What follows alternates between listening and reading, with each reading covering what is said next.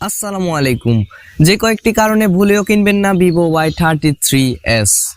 বিস্তারিত আলোচনা শুরু করছি ইন্ট্রোর পর। আমি আপনাদের সাথে আছি সানজিদ সামির।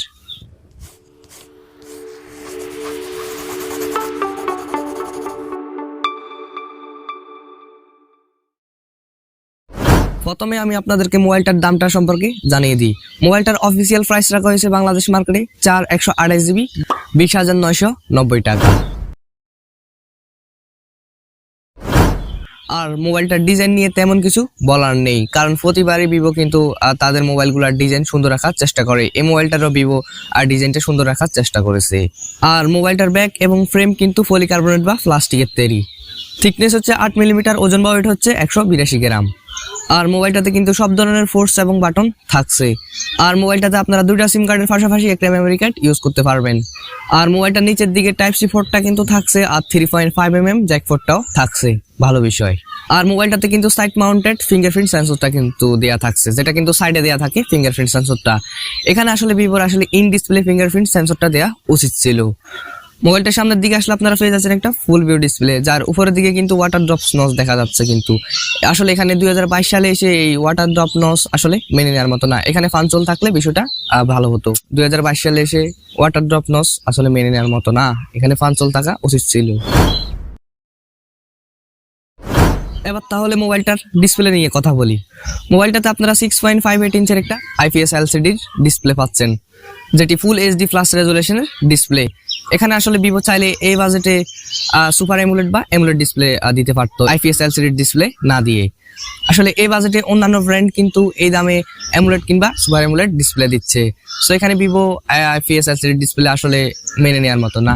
মোবাইলটাতে কিন্তু 90 হার্জ বা 120 হার্জের রিফ্রেশ রেট থাকা উচিত ছিল, কারণ এ দামে অন্যান্য ব্র্যান্ড কিন্তু 90 হার্জ বা 120 হার্জের রিফ্রেশ রেট দিয়ে থাকে। ভিভো চাইলে কমপক্ষে এখানে 90 হার্জের রিফ্রেশ রেট দিতে পারতো। এবার তাহলে একটু হার্ডওয়্যার সেকশন নিয়ে কথা বলি। মোবাইলটাতে অ্যান্ড্রয়েড 11 এর সাপোর্ট থাকছে। আসলে যেহেতু মোবাইলটা নতুন, সেক্ষেত্রে এখানে মোবাইলটাতে অ্যান্ড্রয়েড 12 এর সাপোর্ট থাকলে বেশি ভালো হতো। মোবাইলটাতে আসলে অ্যান্ড্রয়েড 11 আসলে মেনে নেওয়ার মতো না, এখানে অ্যান্ড্রয়েড 12 থাকা উচিত ছিল। আশা করি পরবর্তী আপডেটে অ্যান্ড্রয়েড 12 চলে আসবে। আর মোবাইলটাতে চিপসেট হিসেবে কিন্তু ব্যবহার করা হয়েছে MediaTek Helio G80, যেটি 12 ন্যানোমিটার আর্কিটেকচারে বিল্ড করা একটা অক্টাকোর প্রসেসর। আর জিপিইউ হিসেবে ব্যবহার করা হয়েছে Mali G52 MC2। এখানে আসলে খারাপ লেগে গেল এই প্রসেসর সেকশনে। প্রসেসরটা কিন্তু ততটা ভালো না, ততটা পাওয়ারফুল না। কিন্তু আসলে ভিভো চাইলে এই দামে কিন্তু এর থেকে ভালো কিন্তু চিপসেট দিতে পারতো। অন্যান্য ব্র্যান্ড কিন্তু এই দামে ভালো চিপসেট দিয়েছে। সো ভিভো চাইলে এখানে কোয়ালকমের স্ন্যাপড্রাগনের 680 এই চিপসেটটা কিন্তু চাইলে দিতে পারতো, যেটি কিন্তু 6 ন্যানোমিটার আর্কিটেকচারে বিল্ড করা। তো এখানে আসলে খারাপ লেগে গেল। এই চিপসেটটা কিন্তু যেহেতু পাওয়ারফুল না, সেক্ষেত্রে আপনারা মোবাইলটাতে এই যে পাবজির মতো যে গেমগুলো রয়েছে, যে হাই লেভেলের যে গেমগুলো রয়েছে, সেগুলো কিন্তু ভালোভাবে খেলতে পারবেন না। হিটিং ইস্যু দেখা পেতে পারেন, হ্যাং লেগের দেখা কম বেশি মোটামুটি থাকবে। আর যে নর্মাল বা লাইট যে গেমগুলো রয়েছে, টেম্পল রানের মতো যে নর্মাল গেমগুলো রয়েছে, সেগুলো বেশ ভালোভাবেই খেলতে পারবেন মোবাইলটাতে। আসলে এই মোবাইলটাতে আরো বেশি পাওয়ারফুল চিপসেট দেওয়া উচিত ছিল। আর ফ্রি ফায়ার গেমটাও কিন্তু মোটামুটি বেশ ভালোই খেলতে পারবেন, but PUBG, call of duty, spark 9 এর মতো গেমগুলো খেলতে গেলে সমস্যায় পড়তে পারেন হয়তো। এবার তাহলে ক্যামেরা নিয়ে কথা বলি। মোবাইলটার মেইন সেন্সরটা হচ্ছে 50 মেগাপিক্সেলের, আর দুইটা ফালতু সেন্সর থাকছে 2 মেগাপিক্সেল করে, একটা ম্যাক্রো এবং আরেকটা ডেপথ, যেগুলো আসলে না দিয়ে এখানে আসলে 2 মেগাপিক্সেলের ফালতু সেন্সরগুলো না দিয়ে এখানে মিনিমাম একটা 8 মেগাপিক্সেলের আল্ট্রা ওয়াইড সেন্সর দেওয়া উচিত ছিল। এখানে আসলে ভিভো চাইলে এই 8 মেগাপিক্সেলের আল্ট্রা ওয়াইড সেন্সরটা দিতে পারতো, এই 2 মেগাপিক্সেলের ফালতু সেন্সরগুলো না দিয়ে। আর মোবাইলটাতে মেইন ক্যামেরার ফিচার্স হিসেবে শুধু LED ফ্ল্যাশের সাপোর্ট পাচ্ছেন। আর মোবাইলটা দিয়ে সর্বোচ্চ ভিডিও রেকর্ড করতে পারবেন 1080p 30 fps। সো এই মোবাইলটাতে 2K কিংবা 4K অপশন থাকা উচিত ছিল। ভিভোর এখানে আসলে নজর দেওয়া উচিত ছিল, চাইলে তারা এখানে 2K কিংবা 4K অপশনটা দিতে পারতো এই দামে। আর সেলফি ক্যামেরায় কিন্তু 16 মেগাপিক্সেলের একটা সেলফি ক্যামেরা থাকছে। সেলফি ক্যামেরা দিয়েও সেম আপনারা 1080p 30 fps এ ভিডিও রেকর্ড করতে পারবেন। আর ক্যামেরা নিয়ে কিছু বলতে গেলে ভিভোর ক্যামেরা কিন্তু প্রতিবারই মোটামুটি ভালো হয়ে থাকে। আশা করছি এই মোবাইলটার ক্যামেরাও মোটামুটি ভালো হবে। আর কানেক্টিভিটির কথা বলতে গেলে মোবাইলটাতে ওয়াইফাই, ব্লুটুথ, হটস্পট, জিপিএস, এনএফসির মতো সুবিধাগুলো কিন্তু থাকছে। মোবাইলটাতে কিন্তু 5000 mAh এর ব্যাটারি থাকছে। আর মোবাইলটাতে 18 ওয়াটের ফাস্ট চার্জিং সাপোর্ট করবে। আর মোবাইলটার সাথে 18 ওয়াটের চার্জারটাও দিয়ে দেওয়া হয়েছে, ভালো বিষয়। আর রিভার্স চার্জিং এরও সুবিধা থাকছে।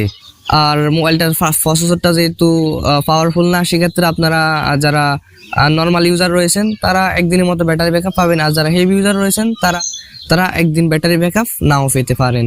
আসলে স্পেসিফিকেশনস অনুযায়ী মোবাইলটার দাম কিন্তু বেশি হয়ে গেছে। এই মোবাইলটার দাম আরো কিছুটা কম হওয়া উচিত ছিল। ভিভো চাইলে মোবাইলটার দাম আরো কিছুটা কম রাখতে পারতো। আসলে এখন কথা হচ্ছে যে আসলে মোবাইলটা কিনে নেওয়া উচিত হবে।